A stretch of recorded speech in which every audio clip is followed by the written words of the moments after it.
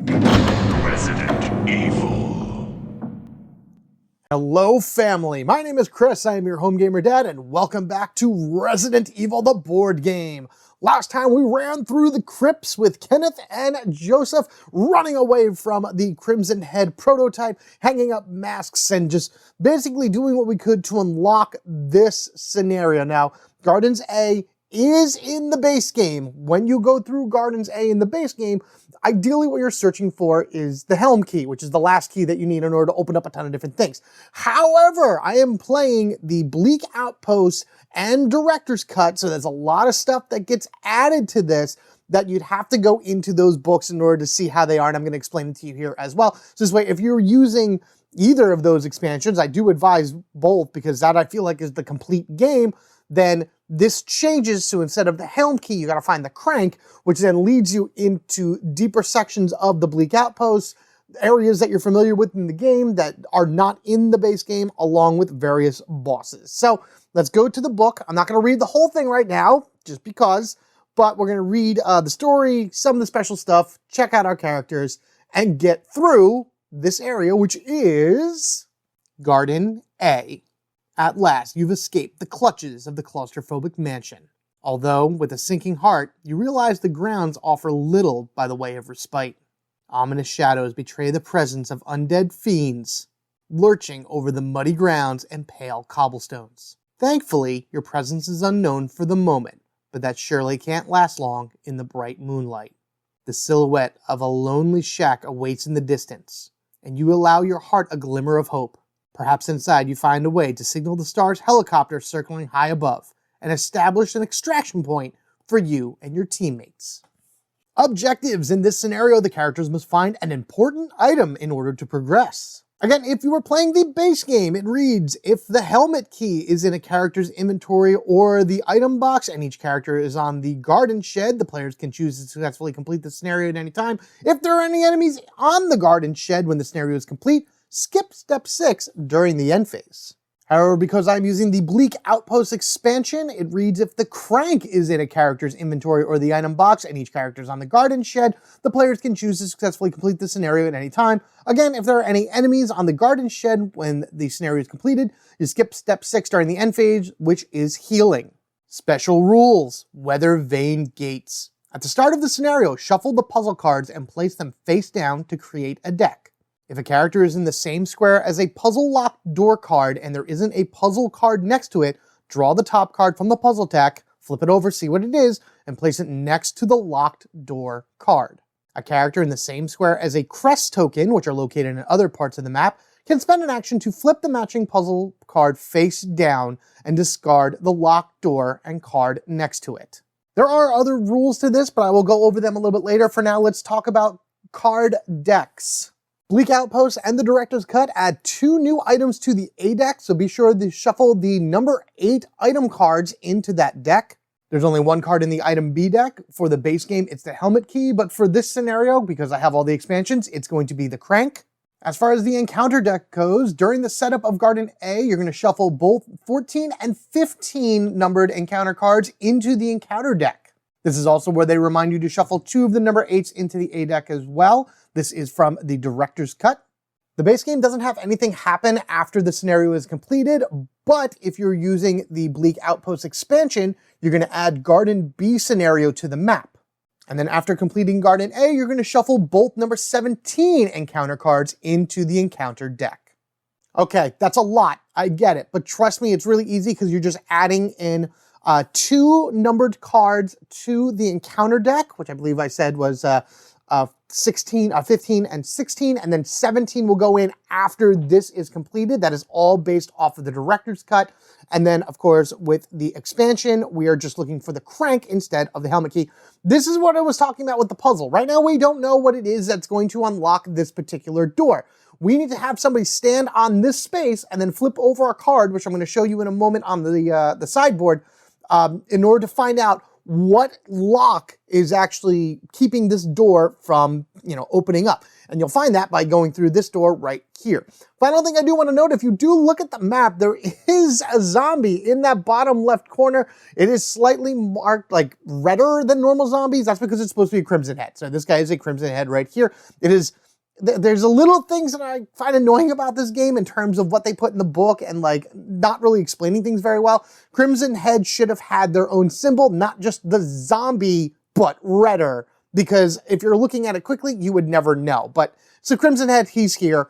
We got everything else set up. Let's see who's going into the gardens with us, and then a little bit more about the puzzle, and then we'll get started. All right, so as I said before, we are taking Chris and Barry into this one. They have managed to meet up with each other during their run around within the mansion, and they happen to see, hey, Chris, check out this garden over here. Maybe we'll find something cool. I don't know, Barry. It looks pretty ominous to me. Whatever. I'm advanced now, so let's do this. So, as he just said, he is advanced. So we got 2 new powers for Barry. His old stuff does not happen anymore. He basically is overridden with this new stuff. So, advanced Barry still has a, a dodge of 1. He can hold 6 items and only 2 kerosene, which I'll mention that in a moment. We have reassuring presence once per turn when Barry kills an enemy with an attack. That's even knocking a zombie down to corpse mode. He can choose a tension card from the discard pile and shuffle into the deck, which is fantastic. Just keep throwing those greens back in there, helping our guys along. And then he has headstrong once per turn when Barry moves into a square containing another model. That is any model, including Chris or an enemy or anything like that. He can resolve a push against that model.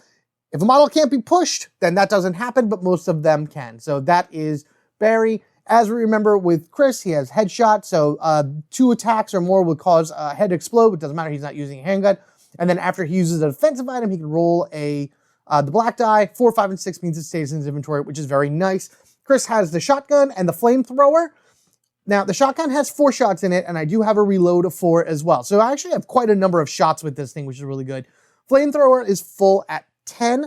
Barry has his handgun with some handgun bullets and a grenade launcher, which only has 2 shots, hoping to find more rounds. And I gave him the lighter just in hopes that maybe we can find some kerosene. Now, there's no rule within the book that talks about switching characters in the middle of your campaign. I don't see why not. I've been taking some very detailed notes about how each character ends their scenario. And as you can see right here, both Chris and Barry do not have any, kerosene at all on them. So that's going to be a big thing that I need to find. I need to find kerosene tanks in order to fill them up. So those are our characters. Those are our items, or our weapons, I should say.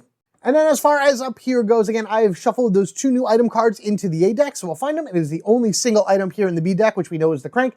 And here is the, as I mentioned before, the 4 crest cards of sorts that are all shuffled together, so I don't know what they are. Whenever I land on that door that has the locked door symbol on it, I will flip this over, and that will be what it is that I need to find on the other side of the map in order to unlock that particular door and continue on. Final thing I'm just going to quickly mention before we move on, it was a comment that was on one of the previous videos, but I did include every single extra card that the director's cut offered into this deck. So there are multiple cards in this deck that require tokens and whatnot, that do things and whatnot. As written, you're only supposed to select a certain few. I think it's like 2 red, 2 yellow, and 1 green. I said, nah, I don't want to do that. I want them all. I want to really make this crazy. So it's a little bit thicker of a deck and whatnot. But should I need to reset the deck using our 1 ink ribbon, those cards do not get shuffled back into the deck. They're done. They're out of the game out of the scenario for good, shuffled back in later. So that's all there. The new enemies are in there, which we're going to find. They're going to be terrible. Let's take Chris. Let's take Barry. Barry will be our first player. And here we go. Starting position 1 for Barry. Starting position 2 for Chris. Here we go. Barry goes 1, 2, 3. And let me just see what item he gets before I decide what I'm going to do with that 4th action. So nice that they started off with an A item. Oh my goodness, are you kidding? Oh, that's great. Oh, kerosene right away. What is it? Instead of placing card, blah, blah, blah, blah, blah, blah. How many tokens is this again? Spend 3 kerosene. Okay. All right, so Chris is really going to need the kerosene for his flamethrower, but he has 3 right now, so I think that's pretty good. What Barry's going to actually have done, he would have went 1, activated the A item for 2, for 3 would have taken 2 kerosene, that would have filled him up, and 4 moved him right here. So that is his turn. We'll put these here, so now Barry can burn bodies if he needs to. It's kind of why I gave him the lighter, because these 2 are actually going to be doing a split right now. I want one to go towards the door to figure out what the puzzle is, and the other one's going to go the other way to try to figure out what else, where the locks are. Gnawing Fear. If this character leaves their current tile during their next phase, they must draw 2 extra. Oh, come on. I have to resolve this card. Remove it from the game. Oh, wow. Okay, cool. So that's it. If this character leaves their current tile, I'm going to leave this over here on Barry. Just so I know, if he leaves the tile, then he has to draw 2 more tension cards, which is terrible. I may have him come out, do something, and then go back in, but in any case, it is Chris's turn. And I think what Chris is going to do is, we're going to go 1, we're going to pick up for 2, we're going to go 3, and do I want to open the door? Because if I do, that's going to start activating these guys. You know, yeah, let's do that. We're going to do 4, open the door. So we're going to kick this door right on down, kabooyah, which is going to be fine because now that it's the end of Chris's turn, the Crimson Head's going to move in for 1 and the dog is going to rush us for 2. This section of the map, once we leave it, unless I need something with the item box, we are never going to come back to this. So I'm not really too worried about it here. So, but I do have to kill a Crimson Head and I think Barry's going to be the one to do it. All right, so I'll put this up here for Chris, which is good because once he uses the flamethrower, he can actually spend that to pump 4 more, ammo into it, which is great. So he draws his tension card, which is an all clear, which is awesome because we're going to go over here to Barry and we're going to first and foremost start firing at this Crimson Head. Now, if we remember, Crimson Heads have 2 health, but we have a lot of bullets and some handgun bullets and all kinds of stuff like that. So let's go ahead and have some fun, shall we? All right, we got 2 shots of the grenade launcher. I would like to kill this thing. Okay, so that's 2 shots. Fantastic. Boom, boom. So there he takes off the grenade launcher, fires off for 1. Kablooey. He flies out of here. The dog goes 1, 2 as a reaction. So that's action 1. Action 2, Barry's going to move back here. And then action 3, he's going to fire at the dog. So with that, we're going to go ahead and use 3 bullets, which pushes the dog back. I'm only going to push the dog back 1 space. It doesn't really matter. Let's use 3 more. All right, ready? Here we go. 1, 2, 3. Come on, Barry. Come on, come on, come on, come on, come on, come on. Yes! Whoa! I blast that thing out of, do I want, all right. I made a mistake, but that's okay. We'll go with it. It's fine. The mistake I made was taking that extra turn to kill the dog because I would have rather have done, I should have moved backwards and just let Chris go in and take care of it, but that's okay. I made my choice. So action 1 was plugging a grenade into the Crimson Head, which killed it. By killing it, I was able to shuffle this back into here, which is awesome. All right, always good putting a green back in. So that was, action 1 was doing that, action 2 was moving in, and action 3 was shooting the dog and knocking it backwards, and action 4 was actually doing it again. So that's actually 1, 2, 3, 4, 5, 6. He's at 9. Unfortunately, Barry has left the safety of this room, and of course, Gnawing Fear is going to take in fact. The dog blasted with like 6 shots, just one after another, kablooey, but so that's gone. But because that's the end of Barry's turn and he is off this tile, he must draw 3 tension cards now. So Gnawing Fear is gone. However, with Barry's ability, we should be able to get a bunch of things back in. So that's 1, 2, and Flickering Lights. Place this card next to the active character tile. It remains in play for this scenario. If a character is on this tile, makes a successful attack roll. Oh, that's perfect. We're never going to be down this area again. Perfect. I love it. Cool. So that's here. Flickering Lights is just going to be in this little hallway and whatnot. Again, we're never going to need to come down this way. So this is fine. I love it. Perfect. Chris, you go. 1, 2, 3, 4. Let's draw. And I don't mind all the green cards in there because Barry can end up putting them back because I'm going to send him to the side where probably most of the bad things are. All right, Barry. 1, 2, 3, 4. I know I should be moving this thing back and forth, but this is just movement to where I got to get to right now. Vigor Mortis. Enemies in the same tile as the active character immediately perform a reaction. If there are no enemies, draw 2. Wow, Barry, you're digging through this so fast. After resolving this card, remove it from the game. Oh, another one that immediately comes out. Oh, that's interesting because we are on the teeth area. Wow, okay. All clear. And, oh goodness, okay. I mean, I'm glad we're getting rid of them for right now, like in the area that we're in, but I need enemies to start spawning so Barry can kill them so those can go back in. This is now gone from the game. I love it. Now it is Chris's turn again. This is an archway right here, by the way. We do have a body up there that Barry can burn, so that's fine. 1, 2, and let's draw our first, encounter card for this room. All right, what do we got? We got nothing. Place a yellow unexplored tile on this area. Barry is gonna do that when he gets in. Okay, well, that's back, and we'll just go 3, 4, and end Chris's turn right there. That's good. He'll be able to get into that next room without any problems. Now, Barry needs 3 in order to get to where he's got to get to. So he'll go 1, 2, 3, and oh, look, a yellow unexplored token. All right, let's see now what popped up here. And spawn a zombie in the active character's square. Okay, so we're going to do that. And then for Barry's last turn, he is going to go ahead and fire 3 shots at this zombie. So there must have been 2 zombies here, and it's like, oh, and he hops up and he lurches in, and Barry's like, oh my God, Chris, how'd you miss this thing? It was right there. What are you talking about? Actually, I realized I have the 2 of them in reverse. Oh, I hope I didn't mess that up otherwise. Okay, well, whatever. Well, they teleported spots at some point in here. I think maybe Barry was a little bit ahead. I'll pay a little bit more attention to that going forward, but I kind of messed up their order right there a little bit. Won't happen again because Barry's going that way and Chris is going that way after Barry takes 3 shots. Pending Barry doesn't actually miss with these shots either. All right, good. All right, well, the good news is that it's a corpse now. We'll just burn it his next turn to get rid of it. And over to Barry as he fires off. He goes down just like so. Okay, well, that ends Barry's turn. Again, I get to take one of these because I killed an enemy and shuffle it back in. I'm going to take the all clear without any of the symbols on it. And then that's going to end Barry's turn, in which he draws maybe the one that he just put in. I'm not sure.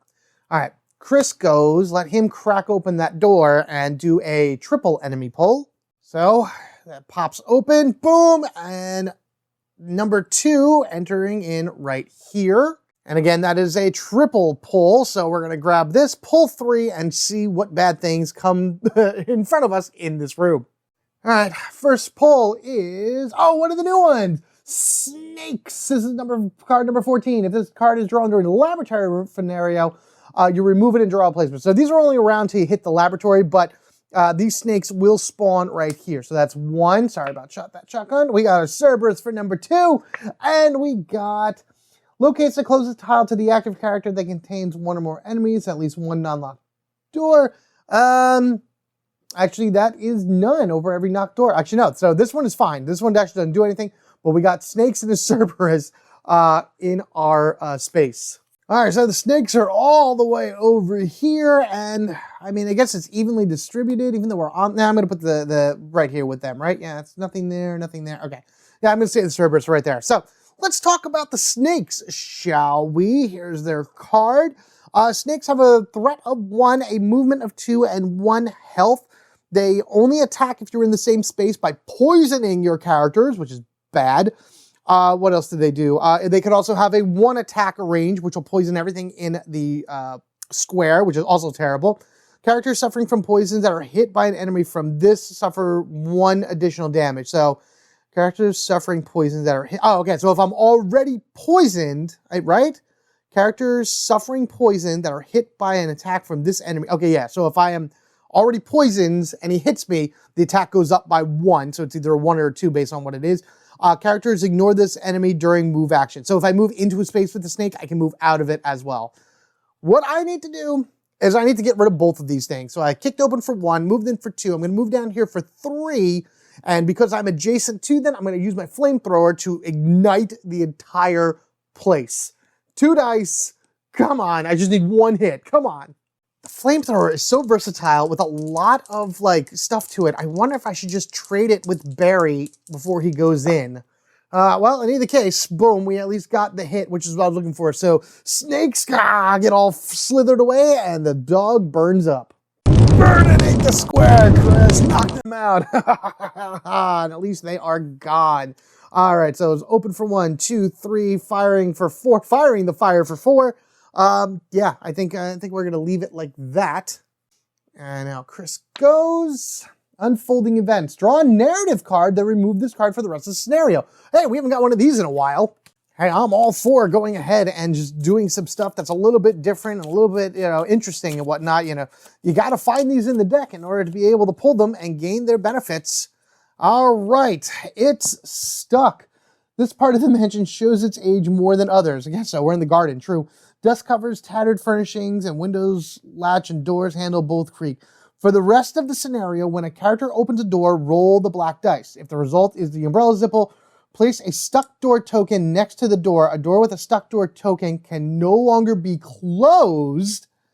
If all 3 stuck door tokens have been placed, discard this card. Okay, so basically, I'm not going to go find those tokens of sorts. I will literally just replace it with a, because you don't have very many, like archways, otherwise, but because I have like the terrain pack, I don't care. Yeah, okay, so basically this is making the next 3 doors I open will become archways, is what that is telling me.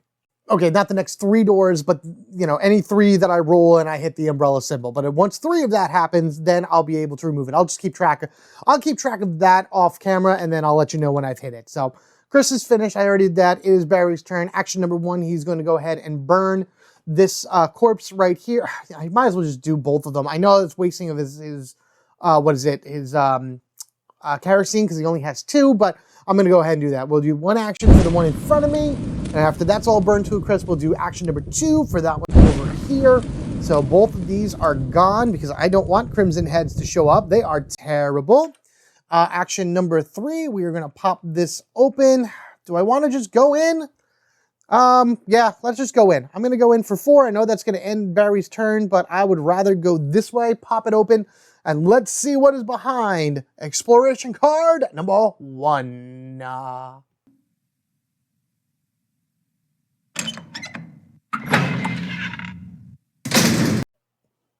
All right, got a bunch of pathways that open up. I did forget to mention in the beginning that there are 6 exploration cards for the garden, and as you can see, we did 1, 2, 3, and 4 all right there. 5 and 6 is behind, I believe, this puzzle lock door, the puzzle lock door that Chris is by. But we have the Wind Crest token and the Moon Crest token, along with more enemies, some A items, and some corpses. All right, so Barry is right here. We have 1 pull that we got to do. We have the wind and the moon right up there. Basically, again, Chris is going to walk into that puzzle lock door.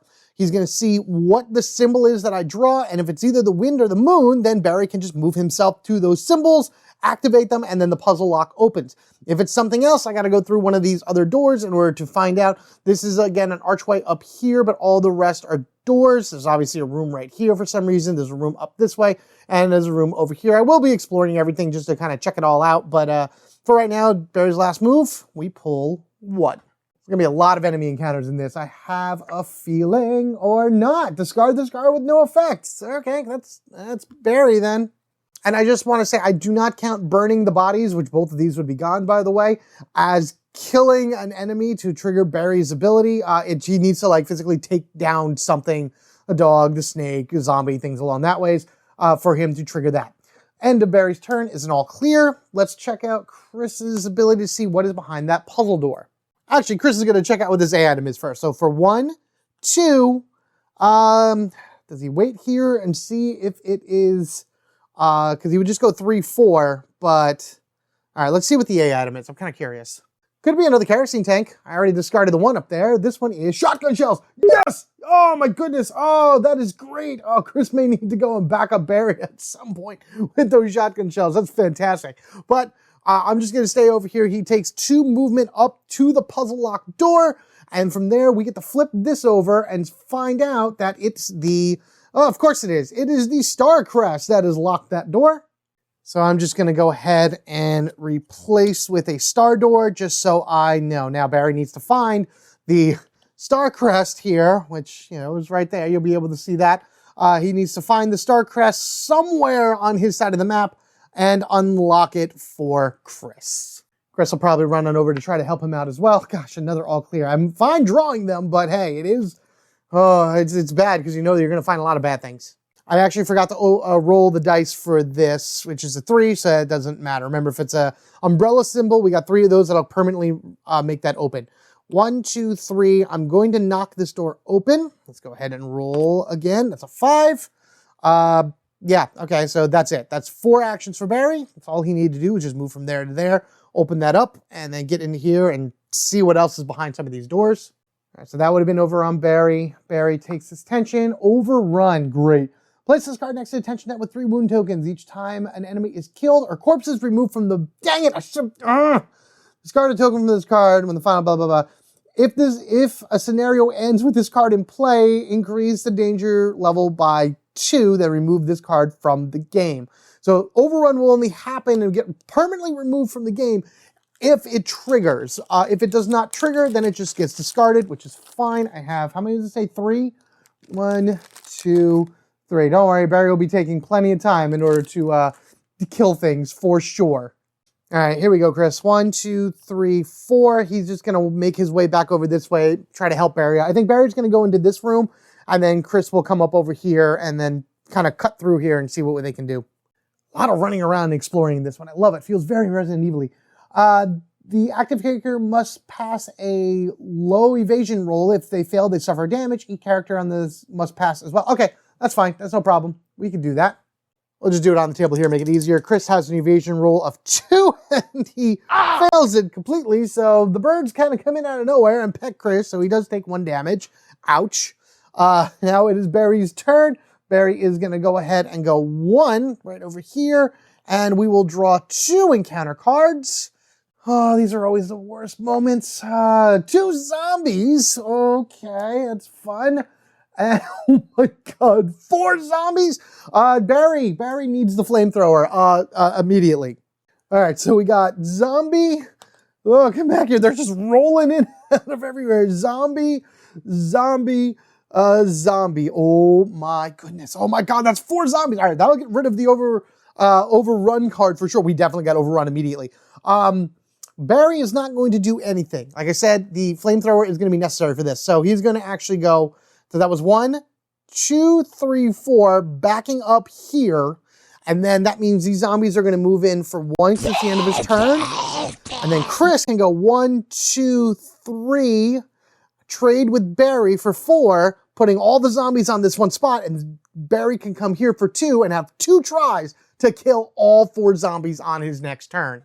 Oh my God, that's going to be a lot that happens there. I hope we do it. Man, I hope we do it. All clear. All right, so... As I said, what we're going to do with Chris, he's going to go 1, 2, 3, Barry, what's behind that door? Dude, give me the flamethrower now, quickly!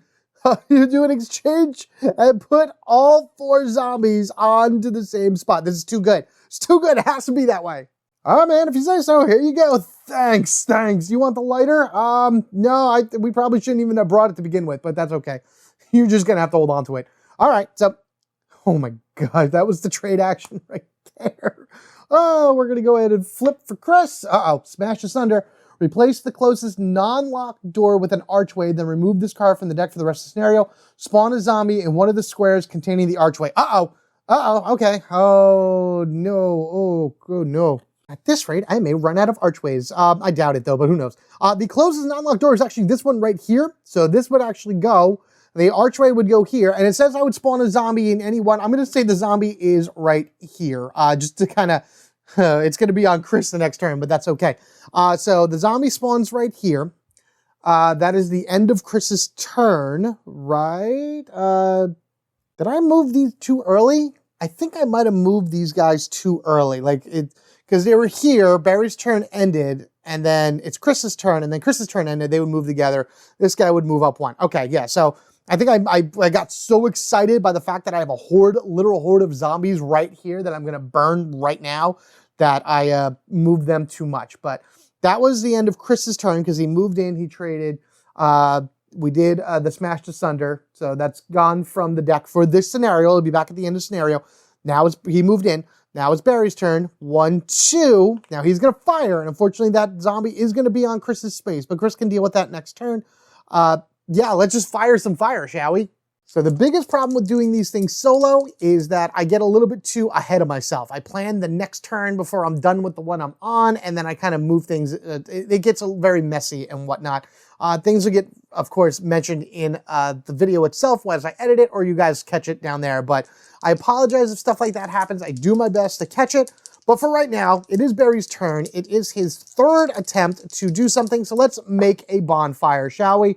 And we did. That's all we needed was one shot because it ignites the entire space and burns them all. Yeah, fire, fire. Scorch it, Barry. Scorch it all. Make it a huge, huge flame. Goodbye for zombies, which of course then defeats Overrun, which is fantastic, and also puts a green card back into the deck. That does, however, attract this dude right here, though, which I think is going to attack Chris at the end phase when the enemy gets a turn, because I can't do anything else. It was 1, 2, burn for 3, and now it's my 4th turn, which I am just going to move into here as well. Okay, Overrun is gone. That is gone for the rest of this scenario. I am going to take an all clear and shuffle it in. Honestly, with that much of a win right there, I should be able to do 2, but that's okay. So now it's the end of Barry's turn. That zombie is in Chris's space. He's going to attack. So we're just going to roll for a dodge. So he did dodge it. He doesn't get to push it, but Chris at least doesn't take any additional damage. He is at 1. It is the end of Barry's turn, which draws an all clear. It is Chris's turn. Chris just has a shotgun, but he has shells for days. And just because he doesn't want to have to deal with this thing or anything else coming to it, he's going to turn. I did it again. Oh, I did it again. I keep moving the wrong ones. That's Barry with the giant gun. This is Chris right here. All right. Well, if I did it once, I did it a second time. So it must have evened out somewhere along the way, right? Okay. Come on. Focus. See this again. Solo mode. It's a problem right here. Any event, Chris is going to take the shotgun, roll it, and that's all I need right there because I just wanted to do it on the table, make it easy. Shabooyah! Blow the zombie's head right off. And so that will be 1 action. Come here. Not going to reload the shotgun yet because it's at 3 shots. Once it's at 2, I can reload it for 4, bringing it back to a max of 6. You don't want to lose any shells. So I was 1, 2, 3. I should have taken the lighter from Barry, but then again, I don't want to no, that's fine. 4. All right, so we're on the same spot as Barry. One will go left, one will go right, and one will see what a room is, and the other will not. All right, so we're going to go here. Barry doesn't have any inventory space, or at least very little, so I don't really want to go after that 8-item. He's going to go and open the door. He also has the most weapons, so at least if he goes in, he'll be able to take care of it somehow. Just had to check what that was. So we were here, 1, open for 2, enter for 3, and seeing exploration card number 2. Where it is. Okay.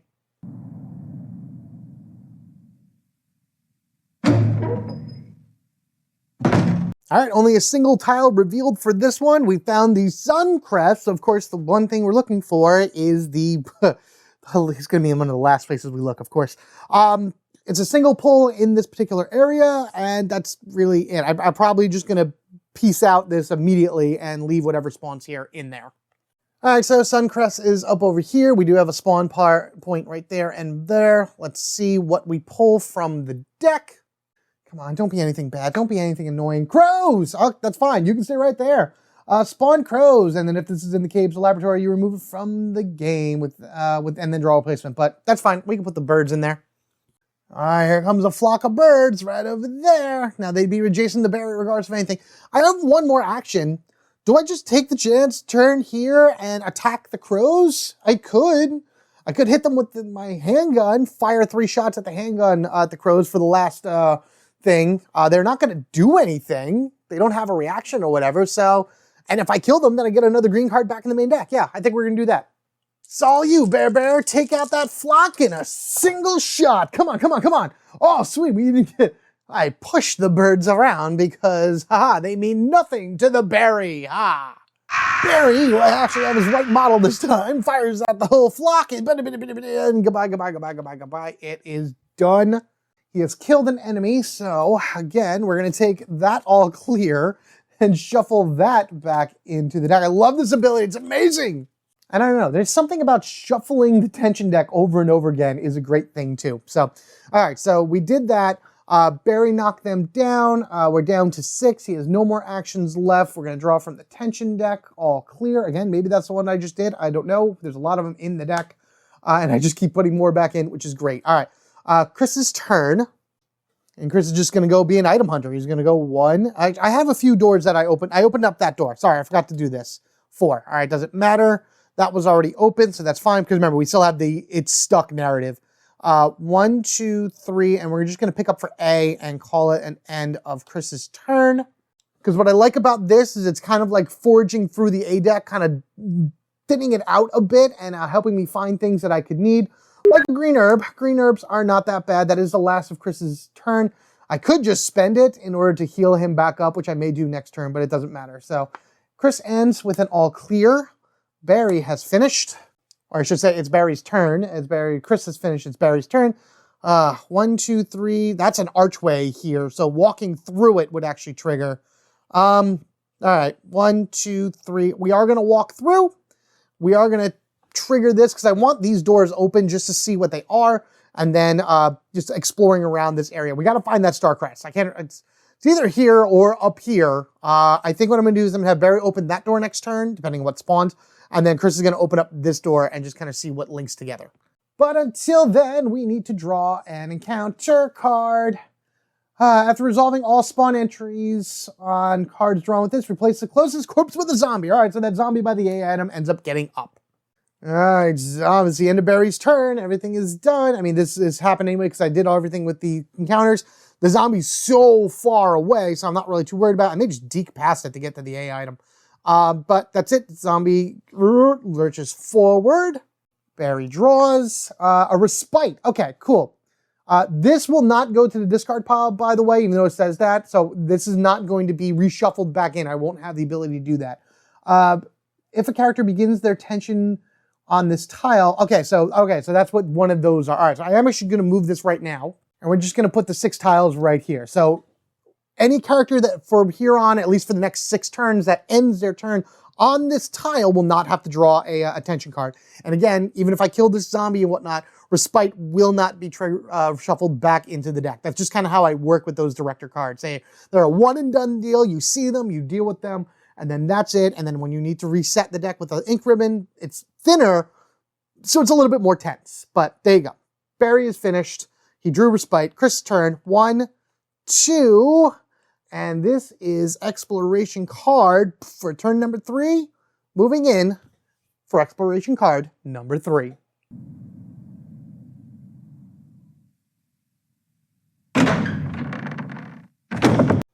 All right, we got here a small, dangerous tile with 1 pull to it. This is the garden shed, as you see right there. This is the tile that we need to be on, both Barry and Chris, with the crank, whether it be in their inventory or in the item box, and then that will end the scenario. If any other enemies are on here, we skip the healing phase, which at this point, I think just Joseph is in pain right now, and he'll be able to be healed, but that's about it. There's a typewriter here if we need it, and of course, 1 encounter, because this isn't exactly the safest of rooms. All right, we have gone in here. We will be doing 1. Let me just roll really quickly. That's a 5. If it was a 1, then this would become an archway. This is all linked, so at the end of Chris's turn, this zombie will lurch forward, which is fine. We're going to go ahead and do our 1 enemy encounter in this spot, to which we find... After resolving all spawn entries on cards drawn with this card, replace the closest corpse with the zombie. Oh, it's the same thing. Oh, I know where that zombie is. Okay. That one's all the way over here. Down next to the wind crest is zombies. And now we got 2 zombies. No more corpses, which is fine, because that's where Crimson Heads come from, apparently.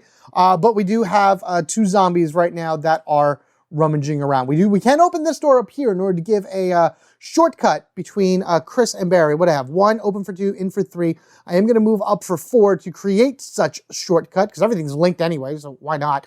I'd rather have the doors open. This is where we have options getting in and not have to waste actions. Let's go ahead and move this zombie and this zombie forward. Maybe we'll get them close to each other again and Barry can take them down. Okay, Chris ends his turn with an all clear. Oh boy. Barry, you're up. And we got the space up here to see what this is. So sure, 1, 2, We're going to open for 3. And you know what? No, I'm not going to do that. I'm going to wait right here. We're going to end Barry's turn because we just need to remove one of these tokens here so we don't have to worry about it. Zombie moves up. This zombie actually moves up as well. Now it is Chris's turn because we don't have to pull. We just have to pull that. We'll do 1 here. Let's roll the dice for 6. Good. 2. What do we want to do? What do we want to do? We're going to explore. We're going to go 3 and 4 right in here because I'd rather have Barry kill it. It's going to be on Barry's space, but at least Barry can use a flamethrower in his space and get rid of it that way, killing it and putting that green back in. And now Chris can explore. What is this one? This is number 4. Garden A exploration card number 4.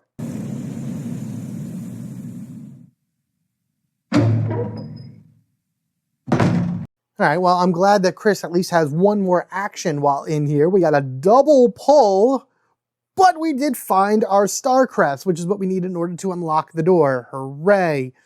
There is also a one-way door here, so wherever this links up to, we can get in from the other side, but we can't do anything with it right now.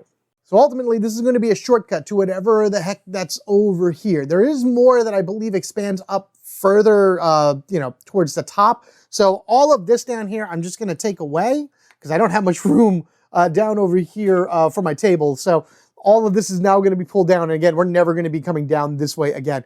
What I do need to do is get back here as soon as I touch that star crest, which I don't know who I want to do that with. Maybe Barry to get down and open this and whatnot and just kind of leave Chris to kind of go get that A item and come back. I don't know. I'll figure it out as I go along. But Chris does have to do a double pull for enemies, and then he has to figure out what to do with his last action.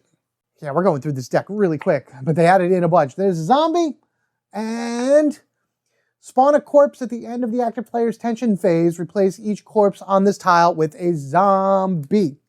All right, so we're going to put the zombie, because it's even stuff. I'm going to put the zombie up here, because I kind of want to kill that with this last action in the shotgun. I will put the corpse right there. Now, granted, that will become a zombie at some point.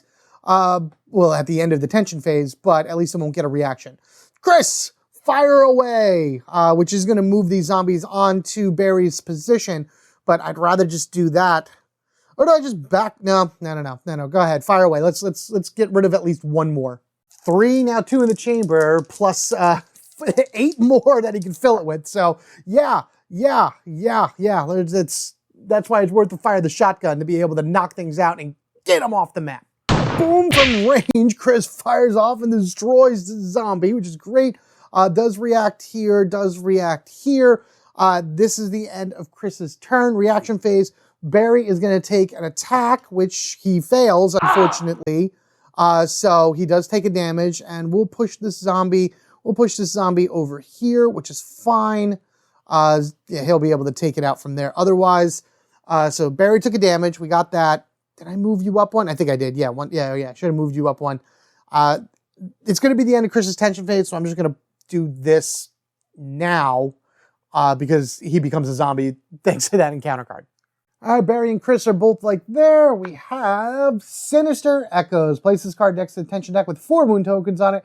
Character makes an attack while this card is in play. After resolving the attack, draw a card from the encounter deck at the end of the character's turn to discard a token. And when the final token is discarded, oh, man, all right, well, that's going to hinder me greatly because Barry needs to take his turns to attack. I don't really want to draw any more encounter cards in order to do it. All right, so it's the end of Chris's turn, so one of those does get removed. It is Barry's turn, and I think what Barry's going to do then is he's just going to run down here, taking the time to grab that. So 1, 2, 3, 4. On his next turn, he'll pick up the A item, and that's how that's going to work. Zombie will lurch, zombie will lurch, zombie will lurch. Maybe if I get them all together by the time Sinister Echoes ends, they'll be pretty close, and Barry can knock them all out in one shot. All right, so we know it's Barry's turn. Let's draw from tension for him. All clear. Chris is actually going to make a hasty retreat. I'm going to move him, or at least get him going until he gets all the way back to this puzzle door, and I'm going to leave Barry here in order to deal with the mess of zombies. So turn 1, move 1, Chris rolls. He fails, so he takes another damage, pushes the zombie. So then this is 2. For 3, he's going to slam this. No, we'll leave it open. We'll leave it open. We'll keep everyone together. 3, he's going to move. All right, so that's successful. 3, and we will do the shortcut down. I think there's supposed to be a door here. Did I miss a door here? Oh, it goes this way. Whoops. This is facing the wrong way. Yeah, so 1 was a fail, 2, 3, and we'll just go in for 4. That's fine. And then Chris is just going to cut through here, up and over, and then back around. So with that said, lurch, lurch, lurch. I actually forgot to remove a token from the board, which is what Barry should have been at the end, and he drew an all clear. So that's actually Chris's all clear right here. So that's how that's working. That's the end of Chris's turn. We'll move back over to Barry, which I should have removed one of these from Barry's turn as well. So at the end of Barry's turn, this will be gone, which is great because then I can go 1 pick up for 1. He doesn't have much left in his inventory, but we'll see what we got. A kerosene container. All right, so that's 1. Action number 2, he's going to pick up 2 of them. So he'll put that there. So that's good. So there's still 1 left on the board. And then action 3 and 4, he's just going to move up here. So he's going to be on the space with the Mooncrest. He's going to end his turn. He doesn't need to draw. Well, before he does that, everyone's going to lurch. You'll lurch in. You'll lurch in. And you'll actually lurch onto Chris because he's the closest player to Barry. So that's done. So that's the end of Barry's turn right now. And with Sinister Echoes now officially gone, Barry can start lighting things up and then putting greens back into this deck. All right, again, we need to run with Chris. So good. We did a basic evade there. That's good. So 1, 2. I want to shut that door and just kind of... Now, what are we at? 3, 4. I want to get Chris down and around as fast as I can. All right, so this zombie is 1, 2, 3, 4. 1, 2, 3, 4. Closer to Chris, so he'll do that. This zombie is definitely closer to Barry, so he'll do that. And then this one, 1, 2, 3, 4. Yeah, closer to Chris, so he'll just move 1 space that way. So Barry at least can kill that guy and then make his way up and unlock the door while Chris runs the other way. Chris is not on the space that he would draw from the respite. And he gets cornered. Oh no, locate the closest to the tile to the active player where there are enemies and no characters. Remove the enemy on the tile with the... Okay, I know. Oh, I know which one that is. Which is actually this one right here. This zombie, she will lurch forward again. She basically teleports into the room, but it's more or less a free movement in order to do the cornered. So there's no enemies, or I'm sorry, no allies on this space or any other friends. So this zombie jumps ahead because this one's already on the same tile as Chris. Now, I think I'm just going to move forward with Chris on his next turn and shut the door behind him so this way Barry can take care of these guys. Speaking of which, it is Barry's turn. Let's go ahead and flamethrower that guy. As getting those green cards back into the deck is what needs to happen. All right, good. So that is a hit with the flamethrower. So that zombie is incinerated. Now, a lot of things are linked here, but we should be okay. So burn the zombie down to the ground, finish kaput. We will shuffle in a green a little bit later. So that was 1, 2, 3. Do I just end his turn? Because that's 1, 2, 3, 4. He would end up anyway. No. We'll just end his turn here. He will draw a tension card. So that's a reaction. And actually, this is a reaction as well. So the first movement was from the flamethrower. The second movement of these zombies were from the end of Barry's turn because everything is linked. And Barry does need to draw a tension card from where he is. Oh, actually, before I draw that, which was a terrible card, I do get to shuffle something else in. We'll take that all clear and we'll shuffle first. Okay, now that green is in there, we draw Treacherous Footing. Place this card next to the actual blah, blah, character that begins their turn will only get 3. Oh, man.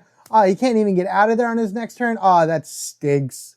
Well, that actually goes next to the tile, so it's really not on top either. All right, 3 actions on this one, so that's kind of annoying. What does that say? Yeah, that says no move. I'm sorry. There we go, 3 actions. So, boo. All right, Chris needs to go now. His turn, he needs to get out of this spot. Again, it's just easier to roll these on the table. He takes another damage. Oh, no. But at least you push this way, so they're both on the same spot. So that's 2. Close that for 3 and 4. All right. Chris is in pain. Uh-oh.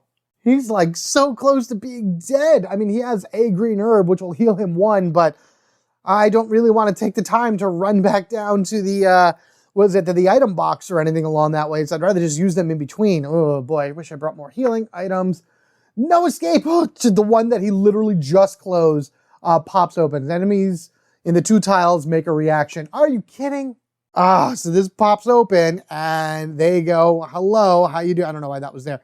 Right there. So, oh man, so that means they're going to be moved here as soon as it's Barry's turn, or at the end of Barry's turn. Oh, maybe Chris will just turn around and use his shotgun blast in order just to take them out, because they're becoming way more of a nuisance than they need to be. Anyway, Barry's turn. Fortunately, he only gets 3 actions. So it's 1, pushes the button for 2, which means this finally unlocks. So this can come off and Chris can come over here and actually open this up and get somewhere else. And his last movement's right here, which is terrible because he has to draw a tension card in that spot. First, these 2 zombies lurch through the door at Chris. Man, they're just giving chase like no tomorrow. They're both my female zombies, so you know, hey, the women chase Chris around. Can't blame them, right? All right, Barry draws and all clear. Chris goes. He has 2 shotgun shells. Yeah, let's go ahead and take some shots. Ideally, I want the bullet. If I get the bullet, then I hit everything in the square in front of me, which would be great. Nope, I hit 1, kill 1 zombie, the other moves in on me. I'll just use my second shotgun blast. Oh, now I get the bullet. Fine, whatever. 2 actions, whatever. Use my 2 shells.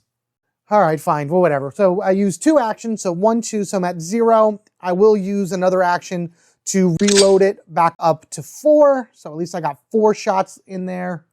And then Chris has 1 more action, which he didn't move at all, but he's going to just use this green herb to heal himself 1 because he needs to at least not be that close to death.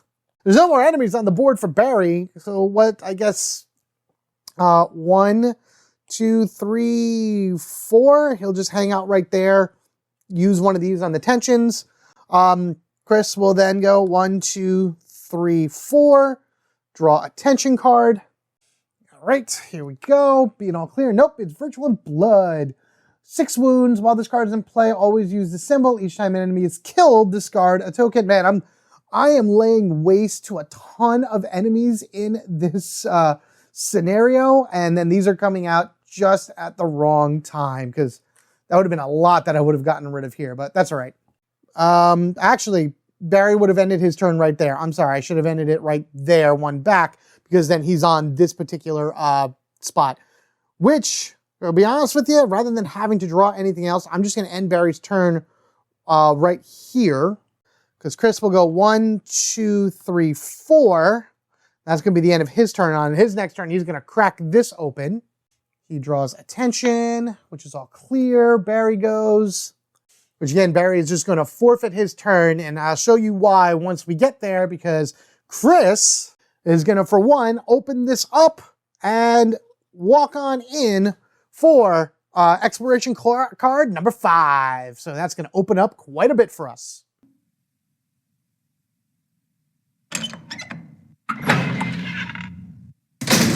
So now the one thing I'm really not a fan of, and you got to kind of orient the card upright in order to see it, is that they don't tell you that there's actually 2 puzzle locks within this scenario. So you got to be able to figure out 2 things. This is really annoying with solo, because you would run one way, open up the lock, figure out what the lock is, run back the other way to find the crest, which of course mine happened to be the furthest one away, and then you would have to go all the way back, open it up to see that you'd have to do it again. This is why in multiplayer modes, it's a little bit easier. So this way you're able to, you know, spread your movements out a little bit. But man, this is terrible, because I have to now get to that puzzle, that second puzzle one, to see what it is, and now Barry has to unlock it on his end.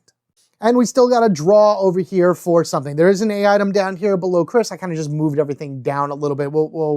I'll adjust as I go along.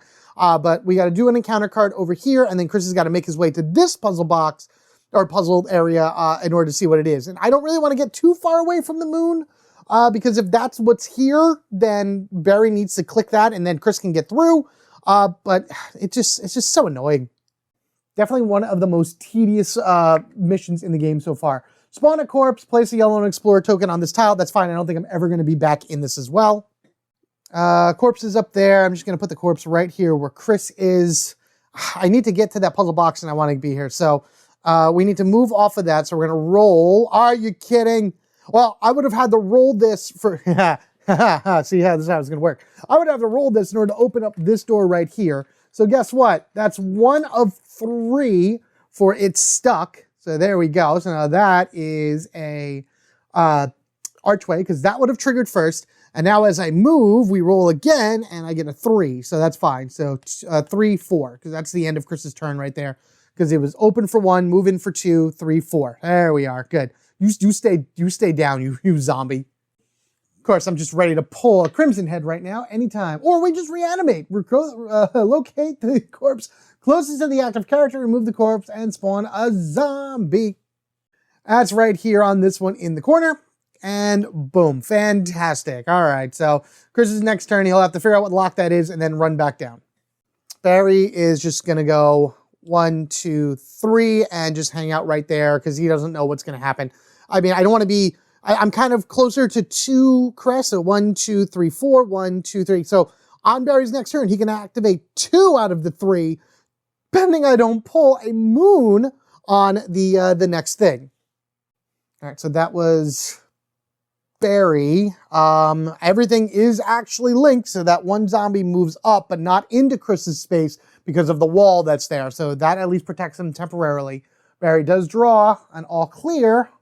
And now it is back to Chris's turn. We haven't killed anything, so that this is still a thing right now. Chris only has a shotgun, and I'd like this thing out of my way before I move forward. That's fine, so we'll take a shot with a shotgun, bringing it from 4 down to 3, getting rid of you, which is fine. 1, 2, which now will cause me to flip this over, which happens to be, watch it be the moon. Nope, it's the wind. All right, that's actually pretty good. So we know that it's the wind crest that's going to unlock that puzzle door. All right, so we're just going to flip and flip. We'll get rid of this. We'll put this here. That's fine. Tension deck. Oh, no. Remove the closest corpse and replace it with a Crimson Head. Oh, no. And it's going to react on his next turn. And this symbol is here, which is gone. So this Crimson Head is going to attack Chris. Oh, no. Barry, you need to help your friend, man. So you better hurry up. 1, 2, 3, and then we're going to push the button for 4, thus unlocking the second, the second puzzle door. No more puzzle locks, by the way. That's the last one for this scenario. And we'll see what happens next. Disease Claws. Oh, no. Oh, great. 4 wound tokens. Basically, this is whenever a character successfully gets damaged by something, they are poisoned. Now, we do have blue herbs, which is great in the A deck. So we can deal it, and at the end of every character's turn, this goes away, so it's the end of Barry's turn, so that goes away. But I have to kill the Crimson Head, or else Chris is going to be taking a lot of damage. I gotta remember, Chris has the stun gun as well. I forget that he has this in his inventory. Characters attacked by an enemy in the same or adjacent square. I probably should have used this. Use the evade roll, pass the evade roll, and then I can push it and not take any damage, and then of course I can re-roll it to put it back in my inventory. Crimson has 2 health. Shotgun Blast number 1 does 1 damage to him. Shotgun Blast number 2 does 2 damage to him. So I had to use 2 shells, but that's worth it to get rid of that Crimson Head for sure. Double Barrel Blast knocks out that Crimson Head off the field, which is great. Another enemy defeated. Last 2 actions, he'll just be here at A. I know I want to get up here, but I'll do that next turn. I really need to find A items in order to restock on things. And with the fact that I'm never going to be back here again in that particular hallway, I don't want to waste it. So this is gone. It's the end of Chris's turn, so that'll go away. We will draw a tension card. Oh, great. This card remains played. Next time a character makes a search, which is what Chris is going to do, after the action phase, they draw an encounter card and then discard this card. All right, so we'll put this right here. That's fun. Barry goes. I'm going to have Barry go back up this way because I think Chris will meet him up here for the one-way door. Before anything else. So 1, 2, 3, 4 for Barry, moving back up that way. God, I just feel like there's a lot of wasted turns in this. At least that's an all clear. Chris, he's going to do a search action for 1. So first we'll search the A item deck to find a blue herb. So that's good in order to heal, but an encounter card is drawn.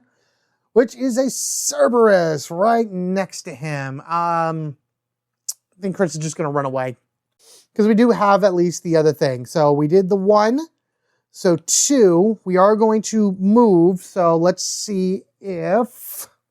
All right, do we make this evade? We do. Fantastic. So I did 1, 2, 3, 4 right there. So that is the end of Chris's turn. This can be sent to the discard pile, and the dog will then run back up to us like that. And with the stun gun in hand, at least we can kind of figure out what we're going to do from there. All clear. Barry goes. This is gone.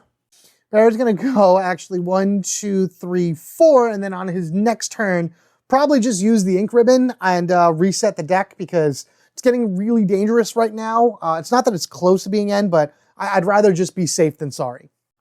All right, so Barry ends. This is done. This is not going to get shuffled back in. Gunshots in the distance. Draw a card from the encounter card till a card with a spawn entry is. Place that on the discard pile, and then any others. Okay, so that's, again, not going to get drawn back in either. Zombie. That's it. So whatever would have been drawn next on the encounter card would have been a zombie. It does not matter. All right, Chris, here we go. We rolled an evasion, so we did good. So that's 1, 2, in for 3, drawing 2 more encounter cards. Where's my safe room? Where is my safe room? Spawn snakes and spawn snakes. Okay, so both of these are snakes. That is card 14 and card 15. Spawn 2 snakes. Oh God, that's a lot of snakes in here. Oh my goodness. Holy jeez. Oh my God. 1, 2 on that A item and 3 right there. Oh gosh. Oh, I don't really want to move into that space, but all the snake, everything's going to come at me. Everything is just going to like come at me, bro, type deal. Oh no. I gotta be prepared for this. What am I going to do? With Virtual and Blood on the field, the snakes have a range of 1. So my 4th move, I'm actually just going to go right back over here. The Cerberus actually, oh man, the Cerberus actually should have been on me with an attack before. So that's actually going to happen right now because I'm using the Virtual and Blood reaction, which is the worst thing. So this dog is going to jump on me and attack. And we actually succeed in avoiding it, which is good. I don't get to push him, but he's on my space. Snakes move 2, I believe. So one's there, and then these actually slither in right there. There is an A item right here. Oh, and I moved back into here. I think there was supposed to be an encounter card on this. Yup, so there was when I placed the 1 corpse. Hey, a zombie was supposed to be there also. Fun! Okay, this is the worst possible area ever. Chris is really, really, really in bad shape. Everybody has moved. Everybody thinks this guy would have actually reacted too. Barry's turn. Well, first I got to draw a tension card. If anything gets a reaction, Chris is 100% dead. It is not all clear, by the way. Barry, 1, 2, 3, 4. Now nothing is going to trigger when it's the end of his turn right now because he closed himself into this room. He has completely locked himself away for right now and hopes to save Chris. All right, Barry, what do you got? All clear for you, not so much for Chris. All right, first thing Chris is going to do is he's going to take a shotgun shell right to where he is. It's the last one in his chamber. Okay, oh my God, that's great. That's fantastic. That is perfect because that will do 1 damage to everything in his square. So he fires off at the dog and the snakes, and both of them are gone. That is fantastic. That actually takes 2 away from the Virtual and Blood. This goes here. Both of these snakes move. Only one can get on this path with Chris because they are a double base. So that's 1 action. Then I can go 2, 3, 4 and get around them without having to roll evasion because you don't need to roll evasion away from snakes just because they have the easy base like that.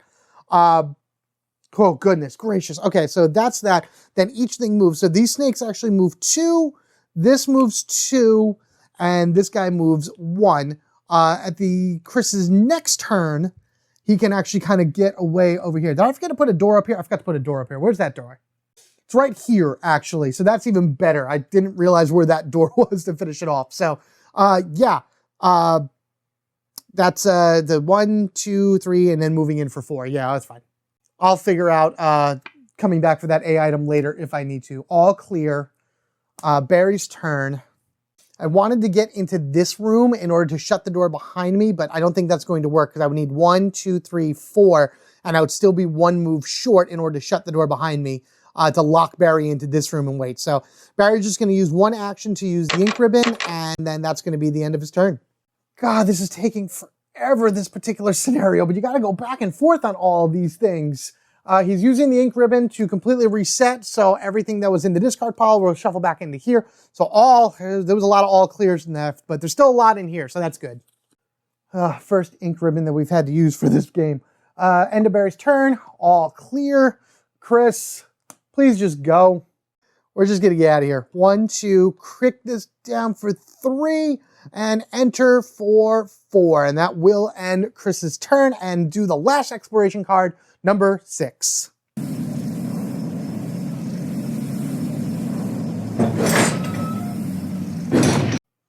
All right, I do apologize. That door that I went through was actually supposed to be an archway, so I didn't have to spend an action to turn it into a door or open it up or whatever. So Chris still has 1 more action, which is great. But as you can see, we are at the shack exterior. We finally found the B item, finally, after all of that pointless running around. I do have a double pull to do here, so I'm kind of hoping that I don't have to pull anything terrible.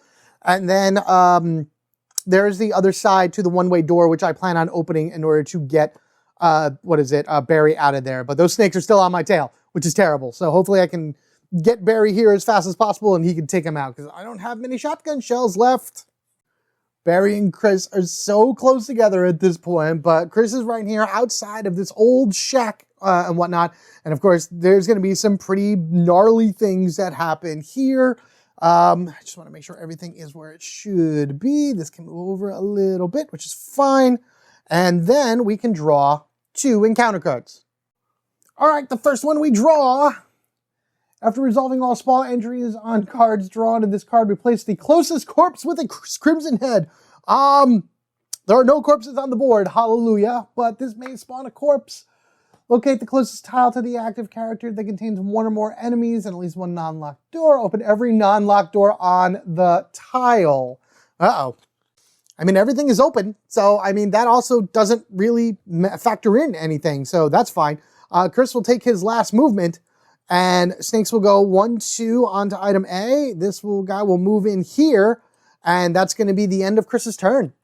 Now Barry will go ahead and get himself up there in order to meet up with Chris, and hopefully just open that door and find the B item and get out of here. 1, 2, 3, 4. And unfortunately, Barry only gets 3 actions his next turn, being on this little square thingy here, but, you know, crack these things open and Chris will be able to open up the one-way door for him next turn. So hooray, hurrah, and hello, Barry. Good to see you again. All right, Barry draws. All clear. Yes, let's find all of our all clears right now, shall we? Chris cracks this open for 1, and now the one-way door has finally opened up and is become a bit of a shortcut between our friends. Hallelujah. I forgot to move these guys, so they're actually both right here next to Chris. What do I want to do? This guy actually moves up as well. So that was 1. We're actually going to go 2, 3, 4, because now Chris can start his turn, on this next round with 2 actions, and enemy reaction time. Both of these snakes move right into here, and Barry can use the flamethrower to attack them there on his next turn, which is awesome. That zombie moves up 1. Get them in position to knock them down as fast as we can. Barry, Barry, Barry. Let's go ahead and take the flamethrower, push that down to 7, and, ooh, fried snake, yummy. Remember, we just need 1 hit. Yes, perfect, awesome, to annihilate the entire board. Fantastic. Oh man, Barry, you saved my life. These snakes, man. Burn the snakes, burn. Yes, away they go. You're very into that, aren't you? I love it. It's so good back where I came from. Now that Barry has done that, which is great, he has 2 actions left, 3, 2, 3, and now on his next turn, he'll at least get a full 4 actions, which is great. Zombie moves on to the A item. All right, Virulent Blood, gone. That's great, because he killed all the rest of them. We'll take this all clear. Shuffle that in. All right, good. Draw and all clear. Chris goes. 1, 2, 3, 4. Zombie shuffles forward 1. Chris draws, all clear. Barry goes. 1, turns, and he's going to fire the flamethrower at that zombie as well.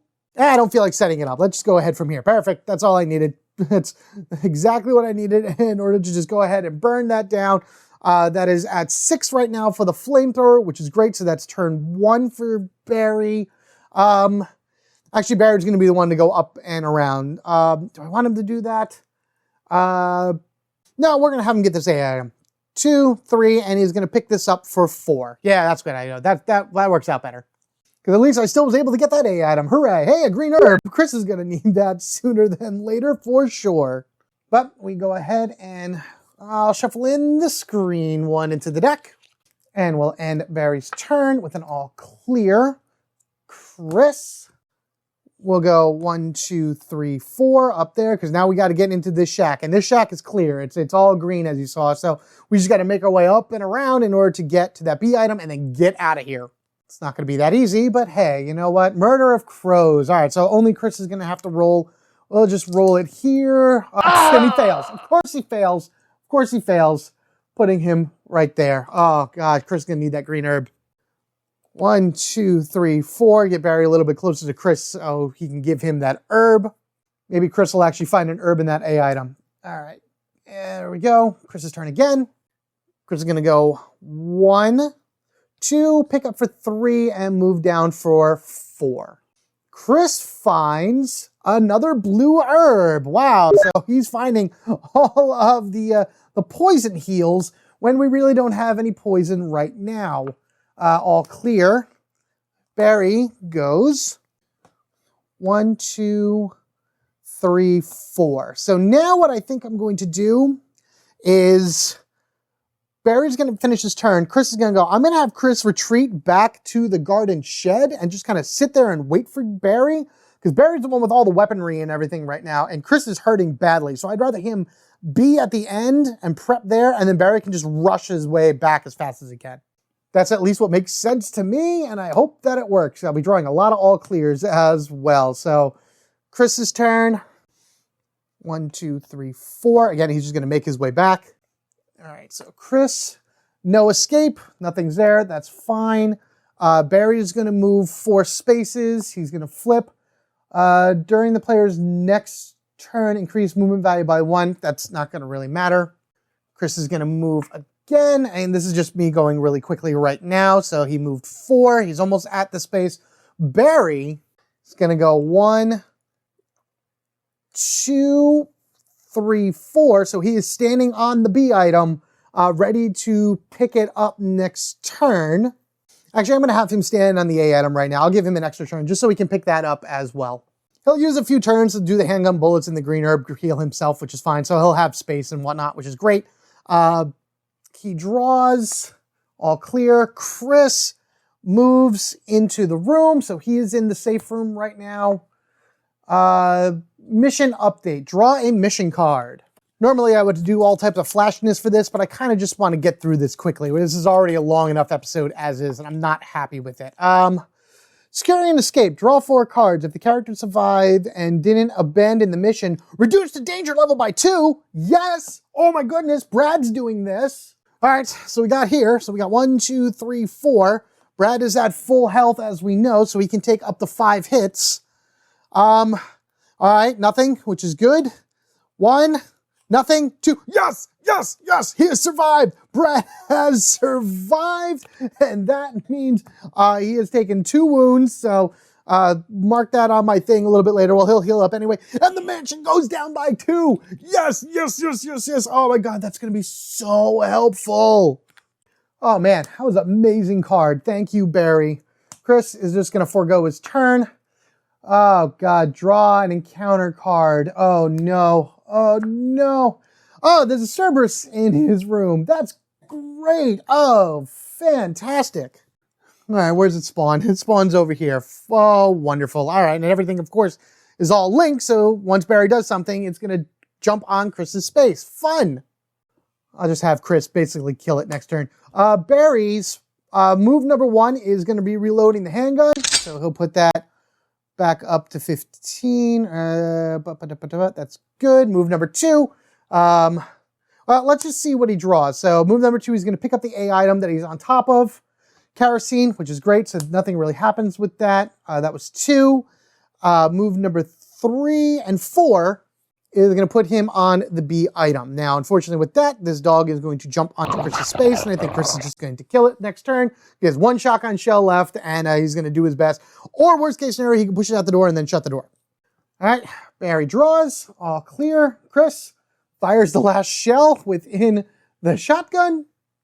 Just need 1 hit. Come on, Chris. Come on, come on, come on. Do your thing. Do your thing. Okay, good. Yes. Oh, goodness. I didn't want that dog to get on me or whatever, even though I had the stun gun, but I'd rather just get rid of it. Boom. Get out of here, doggy. That's enough out of you. Chris is once again safe, but he's leaving this door open, and he's prepping himself for when Barry's ready to come back. Okay. Waterlogged. I don't care. He's not doing anything on that space anyway. Barry goes. Barry is going to be picking up the B item. And of course, as I said, the B item right here is the crank. So now it is in his possession, and Barry needs to get himself to Chris's space in order to win it. However, he has picked up the crank, which means back to the book we go for Dragged Shackles. If a character performs a search action and removes the item B token, shuffle the number 9 tension card into the intention deck and number 5 encounter card into the encounter deck. Then replace all unexplored tokens for tiles currently in play and spawn Lisa Trevor on the shack exterior tile on the closest biohazard symbol. Undying. If Lisa Trevor is killed, place her wound tokens on her reference card, then summon her model from the play area. At the end of each character's turn, remove a token, and when the last token is removed, spawn Lisa on the closest biohazard symbol. All right. Here's Lisa, and I've shuffled those cards into the decks already, so this is going to be terrible. So from here on out until we actually do her boss fight later, Lisa is going to be a menace for sure. She has Hideous Shriek. If a character is on the same tile as the enemy at the start of their tension phase, they draw an extra card. That's terrible in its own right. And then Unrelenting, the enemy ignores closed and locked doors. Normally, outside of this encounter, after you do 3 damage, Lisa is gone unless you draw something else. For this particular encounter, after we do 3 damage to her, she would get 3 hit tokens on her, and like the Crimson Head prototype, she would get back up. Well, she would leave the board, but then she would appear back on the board after all 3 have been done. So now Lisa actually spawns, boop, right there, which is terrible regardless of anything. Also, all of the encounter cards, I hate this rule, this is the dumbest rule, have respawned on the board. I have only done the ones that I know that Barry is going to, worry about on his journey back to Chris. My goal is just to kill Lisa as much as I can. I'll probably use my last grenade launcher and flamethrower and everything and just run as fast as I can. So Barry used 1 for that. 1, 2, 3 for the last 3 of his turns. Lisa does move 2 spaces, so she is here. And then she will move another 2 as well once Chris takes his turn. This is it. This is the rush to get to the end right here. Cornered. Lisa's now in the room with Barry. Isn't that fun? Well, we're just going to go ahead over here to Chris. Chris is going to end his turn. So basically, Lisa did this because of cornered, and now if she reacts, well, no, she doesn't. She's going to attack Barry from this range because she has a range of 1, and Barry did not do it, so Barry's taking a damage, which is terrible. Okay, so flip, all clear. Barry runs away right now. Actually, Barry's going to do some stuff. Last grenade launcher round on Lisa, which does 3 damage. That's it. Oh, cool. That's right. I forgot. I thought that was like I had to look at the card. I'm like, great. Did I just do 1 damage? Nope, that's 3 damage. That knocked Lisa out. Good. Let's at least buy me a few turns here.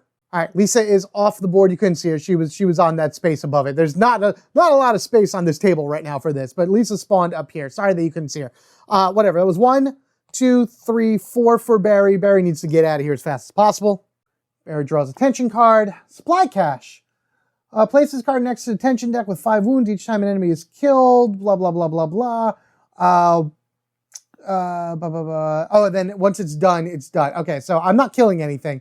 I'll put it there, but it is what it is. Chris is actually going to do 2 motions. He's going to move up here to trigger this, and then he'll move back down to trigger the other one. And yes, there is a chance that Lisa could show up. Each enemy on this tile and tile links perform a reaction. All right, good. So that's nothing for that tile. He moves back into the small room and draws a safe room. Sweet. Okay, cool. So that was 2 great draws for Chris. Oh, man. So now no matter what, I can't draw any encounter cards on this spot, which is fantastic. Would have been great before I drew that 1 card from the deck, but what are you going to do? All right, tension card for Chris, all clear. Barry moves his 4, which actually puts him right here. 1, 2, 3, and he has to draw 2 from the encounter deck. I'm right at the end, so I bet you I know who's coming back. Ready? Here we go. A zombie, search the encounter deck pile for a Cerberus, and shuffle that back into the deck. Actually, that's got to trigger first. Let me do that shuffle. Okay, and did we draw it? We drew it. All right, so 1 zombie, 1 Cerberus. All right, 1 zombie and 1 Cerberus. He's on the space, so they would fill that up first. 1, 2, 3, 4. All right, so that is that. You move 2, you move 1, and we draw, reanimate. Rotate the locus, closest zombie. There's no corpse. Cool, fine. Chris's turn. He would end his turn right there. He is done. Draw an additional tension card. Spawn a Cerberus on the active player's tile. Man. Gosh, so the Cerberus is back again after I just killed it. Oh, man. I can't have anybody on this tile with me or else I am going to be in a mess of trouble. Speaking of things on the tile, because it was the end of Chris's turn, these guys actually do react up. So now it is Barry's turn. 2 turns, double flame round. First round kills the Cerberus. Second round does not kill the zombie. The zombie takes a bite out of Barry. Barry pushes the zombie. Number 3, that actually kills the zombie. That's fine. And all the Cerberus did was, well, actually at this point, he did those 2. The Cerberus moved on to Chris's, space. So now the Cerberus is going to attack. I kind of want to fail this. I do not. I do not fail. All right, well, that's the Cerberus then, still on the same thing. Because if I failed it, I could have used my stun gun, pushed him out the door, and then shut the door, and Chris would have been all right, or at least for a little bit longer. But speaking of which, why don't we go ahead and do that anyway? Let's see if we can get out of the way. We do. So that's 1, 2. We'll do 3. So we'll do that. And we'll call it the end right there. The Cerberus will then try to jump to us. And maybe we can leave it out here, lead it out of this room and slam it in before Barry gets there.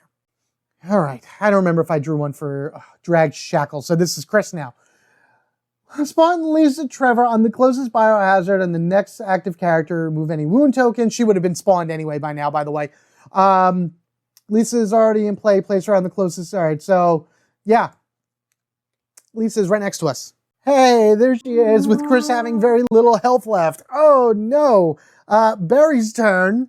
And Barry has to run and get into here, which actually may not be a bad thing. 1, 2, 3, 4. So he's in here and he's drawing 2 from this room, which stinks because he only gets 3 actions. But one of them is spawn Lisa Trevor and remove any wounds from her card. If Lisa is already in place, put her. So she's actually going back after Barry, which is great. And then this is some crows. That is all of our encounters for the game. Drawing from tension.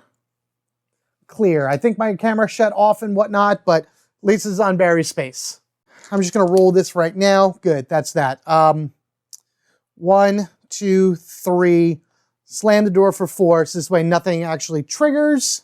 Trying to get through this much faster than we need to. All clear. Come on, Barry. You got to go, man.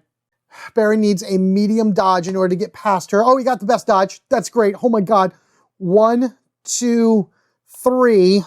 Oh, and the dog is right there too. Oh, geez. So that's going to jump here.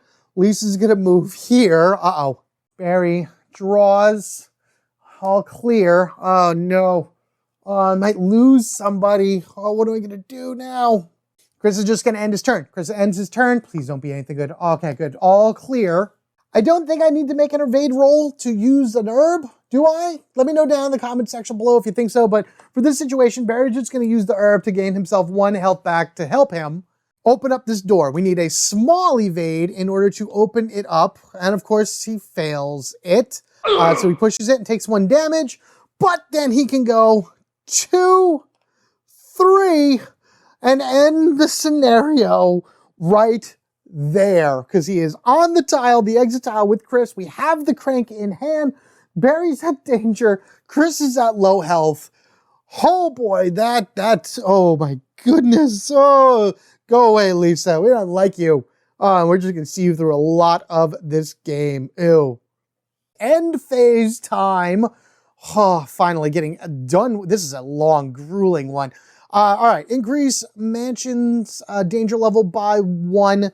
We are currently at 9. It would go up to 10, but because we did that one mission that secured the area, thank you, Brad, it actually goes down to 8. Oh my God, that's amazing.